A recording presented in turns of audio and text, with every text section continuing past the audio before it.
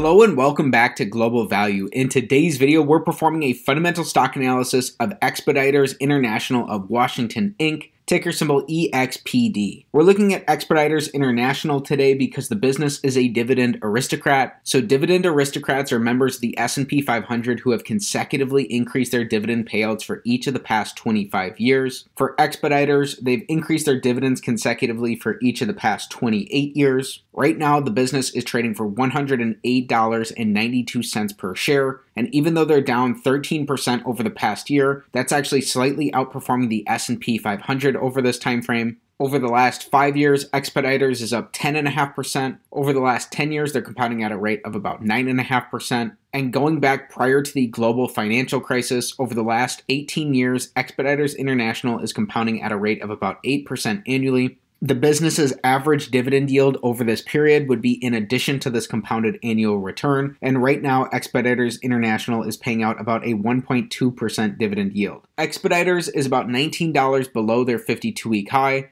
They're up about $30 from their 52-week low. Right now, 6.5% of their shares outstanding are sold short, and Expeditors has about a $17 billion market cap. For additional background about the business, Expeditors International of Washington is a non-asset-based third-party logistics provider mainly focused on international freight forwarding. It employs sophisticated IT systems and contracts with airlines and ocean carriers to move customers' freight across the globe. The firm operates more than 200 full-service office locations worldwide, in addition to numerous satellite locations. In 2021, Expeditors derived 38% of consolidated net revenue from air freight, 27% from ocean freight, and 35% from customs brokerage and other services. Its customers include retailing and wholesaling, electronics, technology, industrial, and manufacturing companies. Expeditors International of Washington, Inc. was incorporated in 1979 and is headquartered in Seattle, Washington. So for our fundamental analysis today, we are performing the Select 6 analysis, taking a checklist-style approach of 6 standard financial metrics to come to a holistic and beginning understanding of Expeditors based off of their business fundamentals. So this analysis is still a work in progress, and it's an opportunity to learn in public, so it will continue to improve and get better over time. With that said, let's get right into today's analysis. So starting things off with metric number 1, we want their average return on capital over the last 5 years to be above 14%. And there are 2 key reasons for this. The first is that the average publicly listed business earns about a 7% return on capital. And the second is that over the long run, over the course of decades, a stock is likely to return approximately what its underlying business returns. And these business returns are going to be captured here by return on capital. So by asking for returns that are 14% or higher, we can potentially build in some margin of safety for ourselves based off the overall quality of the business being about twice as good as average. Expeditors, as an asset-light business, is going to earn high returns on capital. Their lowest returns on capital came in 2019 at just under 30%. Since then, they've been increasing their returns on capital, and over their last 12 months, they've actually earned 55% returns on capital. Averaged out over the past 5 fiscal years, Expeditors is earning about 36.5% returns on capital, which are returns massively above those of a typical business, more than 5 times better than average. This is a solid check to start things off on metric number 1. Next up, for metric number 2, here we're taking a high-level overview of the growth of their business. So we're looking for revenue, net income, and free cash flow growth over the past 5 years. This metric is going to be all or nothing in nature. Either all 3 of these are going to be up for this to be a check, or if even one of these is down, this entire metric will be an X. So over this time, their revenues have grown by quite a bit. They've more than tripled since 2018. Their earnings are also up significantly, tripling over this time frame as well. And their free cash flows are up the strongest of all. Their free cash flows have more than quadrupled over this time frame. So this is massive growth across the board here for Expeditors, in addition to these very high returns on capital. It's especially great to see that their free cash flows are up so strongly, because free cash flow is really the lifeblood of any business, and a business can use its free cash flows to buy back shares, pay down debt, make acquisitions, reinvest back into the business, or pay dividends. So ultimately, a business's abilities to produce free cash flows now and until Judgment Day, discounted back by some reasonable interest rate, is what that business is going to be worth. So it's great to see such strong growth here for Expeditors, and we are 2 for 2 through our first 2 metrics. Next up, for metric number 3, here we're taking the perspective of an individual shareholder in the business by looking at Expeditors on a per share basis. So we're looking for earnings per share growth over the past 5 years. We learned in the previous metric that they've tripled their earnings over this time frame, so we still want to look at what they've done in terms of their shares outstanding. Likely a strong sign for long-term shareholders in the business. Expeditors has repurchased about 8% of their shares over this time frame.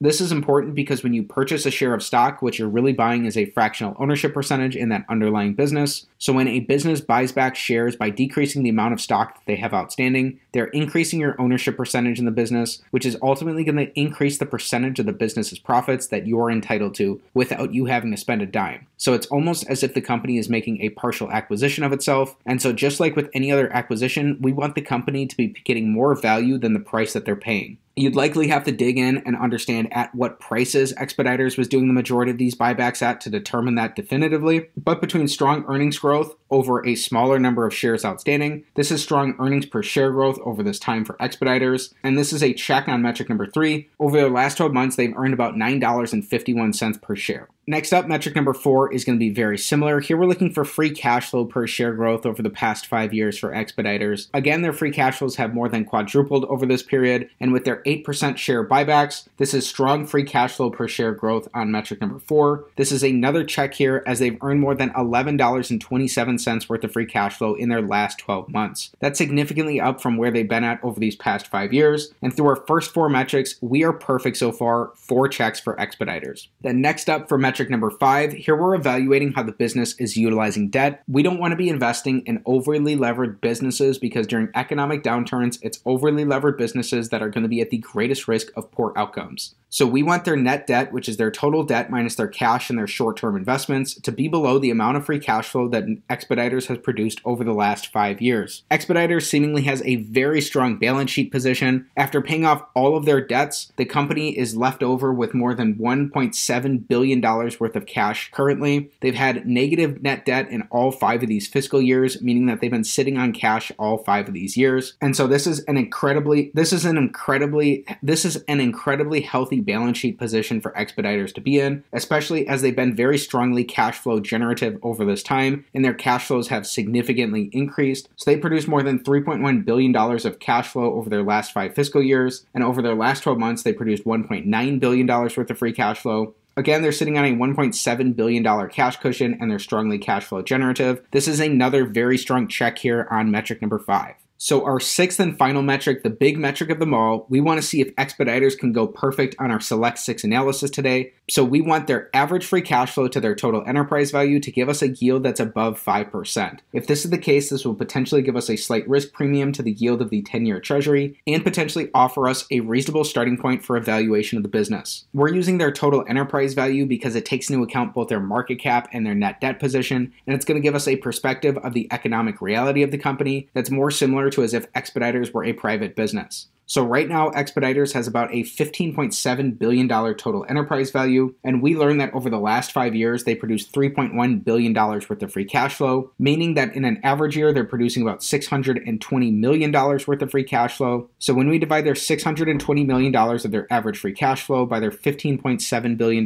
total enterprise value, that is unfortunately only going to give us about a 3.9% average free cash flow to enterprise value yield for the business. So while that is slightly above the yield of the 10-year treasury, that's below that 5% benchmark we're ideally looking for to get a slight risk premium. And so coming in all the way at the end here on an average basis, this is going to be an X on metric number 6 for Expeditors. Not all hope is lost though, because over their last 12 months, again, the company is earning $1.9 billion worth of free cash flow, which is up significantly from where they've been at over these past 5 fiscal years. So to get a current free cash flow to enterprise value yield for the business, when we divide their $1.9 billion of their last 12 months of free cash flow by their $15.7 billion total enterprise value, that gives us about a 12.1% current free cash flow to enterprise value yield for the company. So that does seem like that would be offering us that risk premium we're ideally seeking. And so because these two are split based off their current and their average free cash flows compared to their enterprise value yield, it's probable that the economic reality for the business lies somewhere in between the two. And so it's probably worth your time to dig in and learn more about the business, especially as the company has quite a few other metrics that point to it potentially being a truly wonderful business. Not to mention its very strong dividend track record. While this technically is our only X of the day here on metric number 6, it's important to keep in mind that this is just one of our 6 metrics and that this analysis is meant to be taken in holistically. While these metrics are simple, when they're combined together, they can be very powerful. Then as a bonus, here we're looking at Expeditors' dividend profile. So again, Expeditors is a dividend aristocrat paying out consecutively increasing dividends for each of the past 28 years, and right now they have a 1.2% dividend yield. However, it's easy for people to make mistakes by blindly chasing dividends, so it's important to stop and look at the underlying fundamentals of a business to determine whether or not that company is in a healthy financial position and whether or not their dividends are well supported by either their earnings or their free cash flows, depending on the type of business. For Expeditors, we want their dividends to be supported by their cash flows, and so it's no surprise that over the past 5 years, Expeditors has increased the amount of dividends that they're paying out per share, both through their share buybacks and their increased dividend payouts. And in all 5 of these years, they've maintained a very reasonable and very modest dividend payout ratio. And as they've significantly increased their cash flows over this time, this dividend payout ratio has only decreased. And it looks like with such a strong cash position on their balance sheet that the company has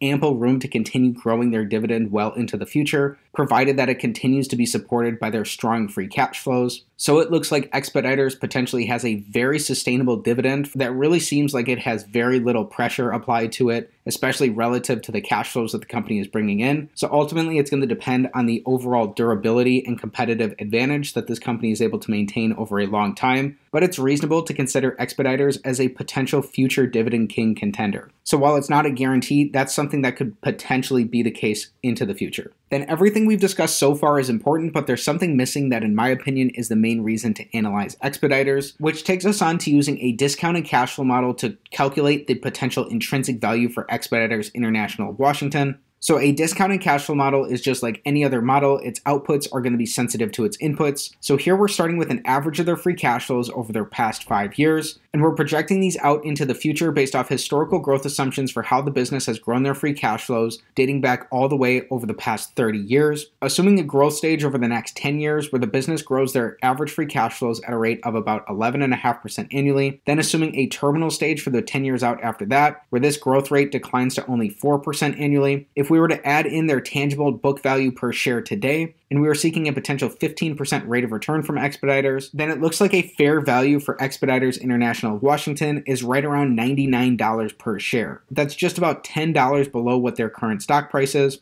Keep in mind that this discount rate would not be doubly counting dividends, so their dividend yield of 1.2% would be included in this 15% discount rate. And then also be mindful that there are reasons why this might not be potentially accurate for the business going forward. Again, the company has had very significant free cash flows over their last 12 months that are well above where they've been at historically. So if these higher levels of free cash flow are more the norm for the company going forward, then this could be potentially undervaluing the business. Or if their free cash flows were to drop dramatically, that could also impact the business. Ultimately, deeper research into the business is going to help you understand what kind of assumptions are going to be most applicable for this model and how predictable this business's cash flows are going to be out into the future. So please be mindful of the fact that this type of analysis is not financial advice. It's not a buy or sell recommendation of any security, and before considering any potential investment decision, please consult with the properly licensed and registered legal and financial professionals. So in just a minute, we'll talk about our summary for Expeditors, but we have to address something first. What are some of the qualitative aspects of this business, especially those around the key points for a potential long or potential short thesis of the company? So starting with some of the key points around a potential long thesis. Number one, Expeditors' global IT platform is seamless, integrated, and uniform, and the firm has historically focused on organic growth, providing for best-in-class operating margins. Number two, Expeditors has boosted its presence on key freight lanes touching Europe and targeting import business in China. And number three, Expeditors has a long history of impressive executional and industry-leading profitability throughout the business cycle. Its non-asset-based operating model has generated average returns on capital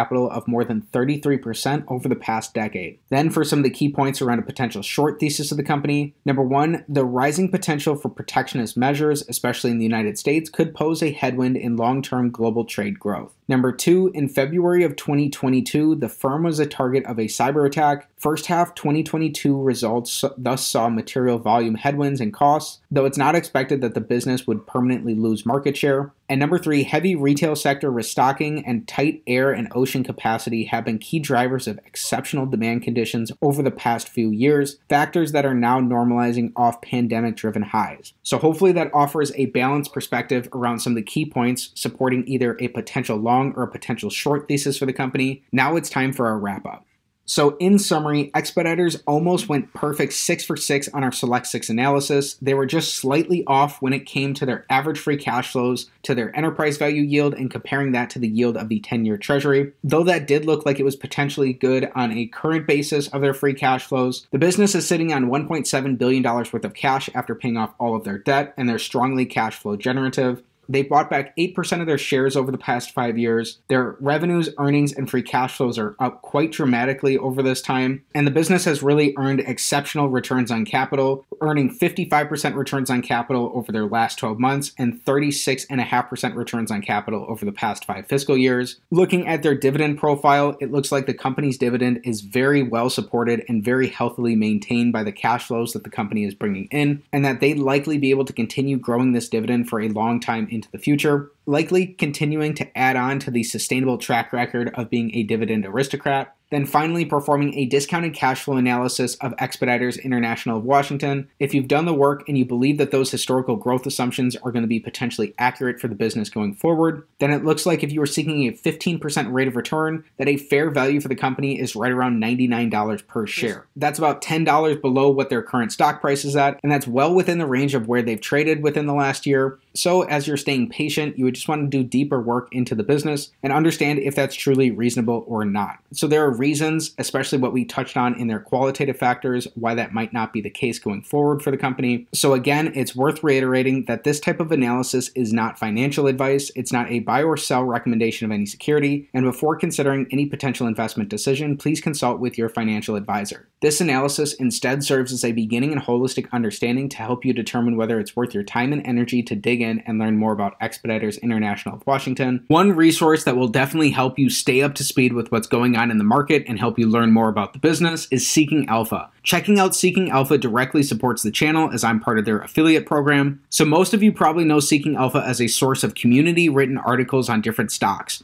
But over the past little while, they've actually become a lot more than that with their new offering, which is Seeking Alpha Premium. Premium has a number of different features where you can track buy, hold, and sell ratings on your favorite stocks. These ratings are from the Seeking Alpha community, Wall Street analysts, and Seeking Alpha's algorithm. You can see earnings call transcripts, investor presentations, SEC filings, and press releases all in one place. You can add your own margin of safety targets and get alerts for when your favorite stocks hit that level. You can get unlimited access to Seeking Alpha articles, and you can tailor your reading experience based on the type of investor you are. You can get 10 years of financial data on any stock to help you with your analysis. You can also import your portfolio into your Seeking Alpha dashboard to make researching easier. And if that didn't convince you, the best thing is that an annual plan is only $119. That's just 33 cents per day through my referral link down in the description below. Normally premium is $239, but if you use my link, it's 50% off. So check it out if you're interested. So as a value investor, you're ultimately going to conduct this research as if you're going to own 100% of a business, and you can truly understand the essence of that company and understand what's important and what's not important for the company going forward into the future. So through this deeper research, you'll learn more about the qualitative and the quantitative aspects of Expeditors, and you'll likely be able to determine for yourself what a reasonably appropriate intrinsic value for Expeditors International of Washington will be. So with that said, that's it for today's fundamental stock analysis of Expeditors International of Washington Inc., ticker symbol EXPD. Again, we looked at the business because the company is a dividend aristocrat of 28 years, so we're continuing to analyze these dividend aristocrats and dividend kings. So if you learned something and or you enjoyed today's video, please be sure to like the video, subscribe to the channel for more stock analysis videos, and comment down below what business you want me to take a look at next time. Thanks for learning about Expeditors with me, and have a great day.